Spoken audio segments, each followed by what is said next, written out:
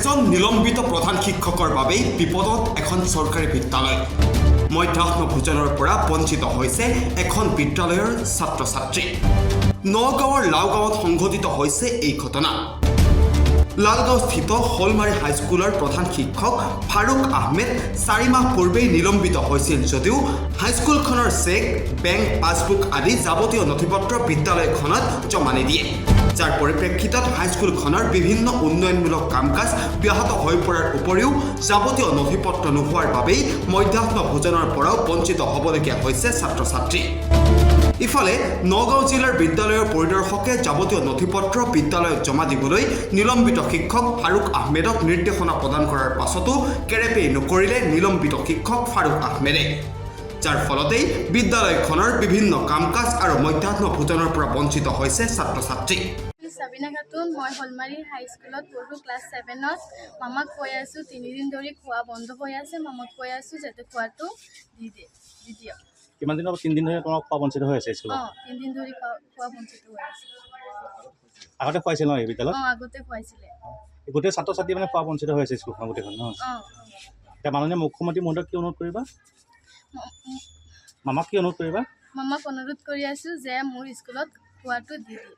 ঠিক আছে। Academic charge মোক IS ছাৰে দিছিলে।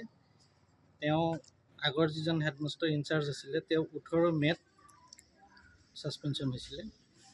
18 মে'ৰ আগৰ পৰাই শৰীফুল নামৰ আমাৰ লাইব্ৰেৰিয়ানজনে মিড ডে মিলটো চলাই আছিলে। তেওঁ হেডমাষ্টাৰৰ তত্ত্বাৱধানত চলিছিলে, চব ঠিকে আছিলে।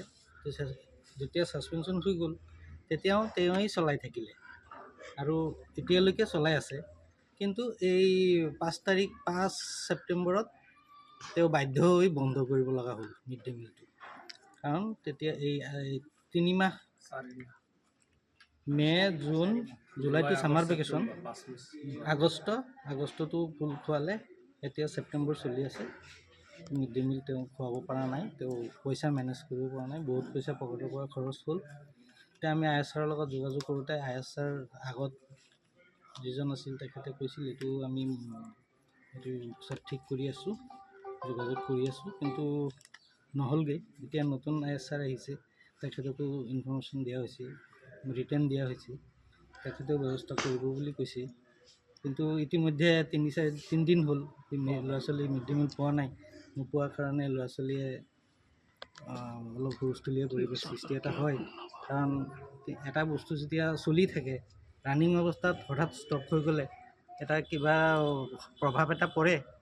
গতিকে আমি ল'ৰা ছোৱালীক তেনেকুৱা কণ্ট্ৰল কৰিব পৰা নাই, সেয়াই আৰু। মই হাইস্কুল এইখন বিদ্যালয়ৰে SMBC প্ৰেচিডেণ্ট হওঁ। আমাৰ আগৰ হেডমাষ্টাৰ ফাৰুক আহমেদ যোৱা 18 মে' 2024 ছাছপেনশ্যন হৈছিলে। নগাঁও IS ছাৰে তেখেতক 10/6/2024 তাৰিখে এখন চিঠি পঠাইছিলে। সেইখন স্কুলৰ যাৱতীয় ডকুমেণ্ট যিখিনি আছিলে, প্ৰচিডিং বুক, PM ওচন resolution register, passbook, chequebook, cashbook, bank passbook, দংগল, ট্ৰেনজিট ৰেজিষ্টাৰ গোটেইখিনি জমা দিব দিছিলে। কিন্তু আজিলৈকে তেখেতে এইবিলাক বস্তু স্কুলত জমা দিয়া নাই, আৰু যাৰ কাৰণে আমাৰ স্কুলৰ উন্নয়নৰ কাৰণে বহুত প্ৰভাৱ পৰি আছে। আৰু সেইটো প্ৰভাৱ এতিয়া আমাৰ মিড ডে মিলতো পৰিছে। ইমান দিন মিড ডে মিল আমাৰ স্কুলৰেই তেখেত ছাছপেনশ্যন হোৱাৰ আগৰ পৰাই আমাৰ লাইব্ৰেৰিয়ান এজনে খুৱাই আছিলে, কিন্তু ছাছপেনশ্যন হোৱাৰ পিছত সেই লাইব্ৰেৰিয়ান শ্বৰিফুল ইছলাম তেখেতেই খুৱাই আছে।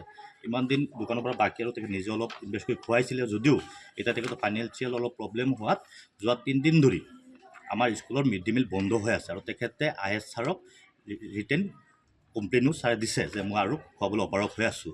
আমাৰ যোন একাডেমিক টিচাৰ আছে, যোৱাকালি তেখেতেও IS ছাৰক অনুৰোধ জনাইছে ৰিটেন যে আমাৰ স্কুলত মিড ডে মিল বন্ধ হৈ আছে, আপুনি কিবা এটা ব্যৱস্থা কৰি দিয়ক। গতিকে মই মুখ্যমন্ত্ৰী মহোদয় তথা নগাঁও এডমিনিষ্ট্ৰেটৰসকলক অনুৰোধ জনাম যাতে আমাৰ স্কুলৰ মিড ডে মিলৰ সুব্যৱস্থাটো সোনকালে কৰি দিয়ে। নহ'লে আমাৰ ল'ৰা ছোৱালী বহুত প্ৰব্লেম হৈ আছে।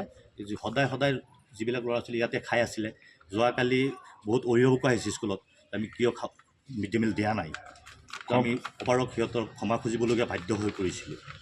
সিহঁতক ক্ষমা খুজিবলৈ মুখ্যমন্ত্ৰী মহোদয় অনুৰোধ জনাম যাতে ইয়াৰ সুব্যৱস্থা এটা আমাক অতি সোনকালে কৰি দিয়ে। জৰিয়াৰ পৰা নাজিমুদ্দিনৰ ৰিপৰ্ট, খবৰ.com।